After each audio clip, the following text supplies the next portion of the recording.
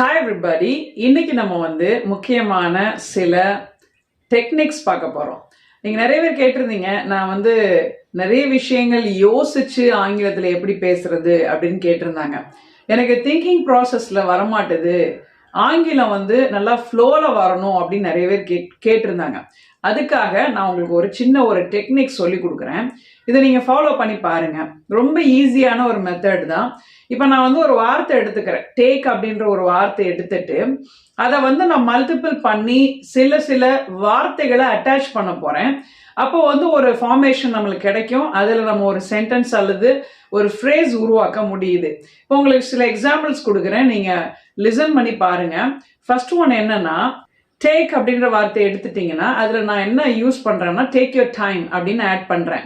Just your time அப்படின்றத add பண்ணிட்டா அதனுடைய அர்த்தம் என்னது?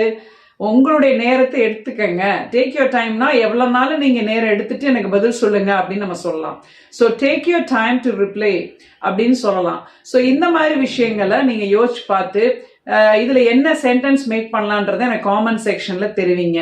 நம்முடைய சேனலை இது வரைக்கும் நீங்க சப்ஸ்கிரைப் பண்ணலன்னா இன்னைக்கு நீங்க சப்ஸ்கிரைப் பண்ணிட்டு லைக் பண்ணிக்கங்க. சரி, அடுத்தது என்னன்றதை நம்ம ஆட் பண்றோம் அப்படின்றத யோசிப்போம். டேக் அப் ஸ்பேஸ் அப்படின்னு சொல்லுவாங்க.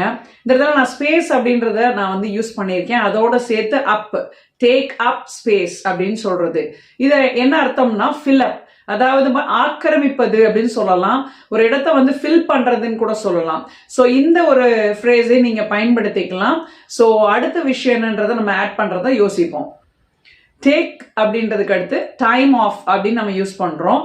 டேக் டைம் ஆஃப் அப்படின்றது என்னன்னு கேட்டா, நம்ம வேலை செய்ய முடியாம உடம்பு முடியாம இருக்கும்போது அந்த வேலையை நிப்பாட்டி வைக்கிறது, அல்லது வேலை செய்யாம ஹாலிடேஸ்ல போயிடுறது, இந்த மாதிரி நிகழ்வு நடக்கும் போது அப்படின்றதுதான் நம்ம டைம் ஆஃப் அப்படின்றத சொல்றோம். அதோட டேக் டைம் ஆஃப் அப்படின்னு சொன்னாதான் மீனிங் தரும்.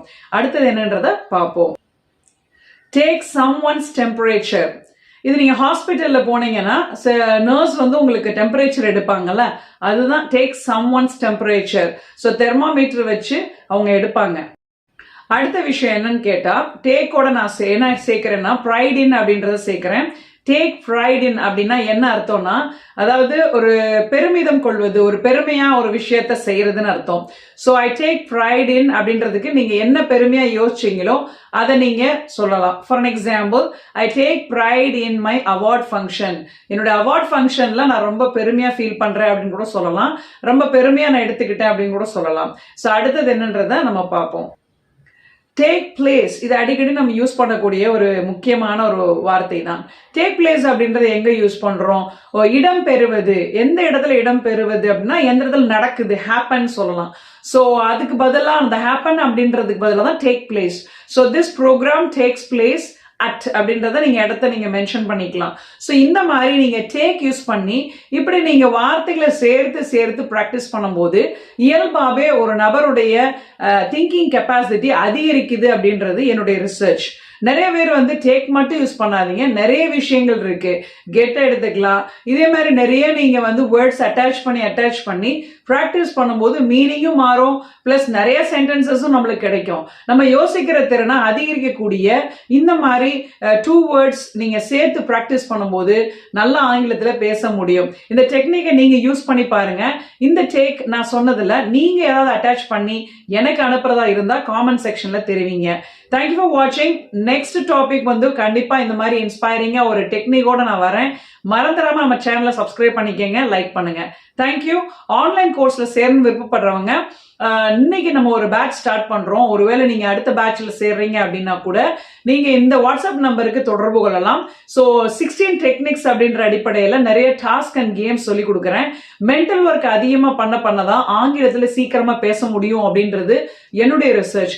என்னுடைய ரிசர்ச்ல படிக்கிறவங்க 16 ஆக்டிவிட்டிஸை 4 மந்த்ஸ் எடுத்தும் படிக்கிறாங்க, 2 மந்த்ஸ் எடுத்தும் படிக்கிறாங்க. பட் சீக்கிரமா பிரில்லியண்டா இங்கிலீஷ்ல பேச ஆரம்பிச்சிடுறாங்க.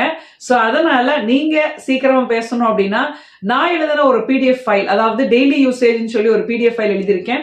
அதுல 250 சென்டென்சஸ் இருக்கு. நீங்க ஒருவேளை பிராக்டிஸ் பண்ணணும் அப்படின்னா தமிழ் டு இங்கிலீஷ் டிரான்ஸ்லேஷனோட அதுல இருக்கு. நீங்க யூஸ்ஃபுல்லா இருக்குன்னு நினைச்சீங்கன்னா இந்த வாட்ஸ்அப் நம்பருக்கு தொடர்பு கொண்டீங்கன்னா அந்த புக் உங்களுக்கு 300 ரூபீஸ்க்கு கண்டிப்பா கிடைக்கும். 3 புக்ஸ் நீங்க சேர்த்து வாங்கிக்கணும், 16 டெக்னிக்ஸும் சேர்த்து கொடுங்க அப்படின்னா உங்களுக்கு அதையும் கொடுக்க ரெடி தான். அது நீங்க 500 rupees கொடுத்து நீங்க வாங்கிக்கலாம். Thank you so much for watching. Bye bye. மறந்துடாம இந்த நம்பருக்கு நீங்க தொடர்பு கொள்ளலாம். தேங்க்யூ.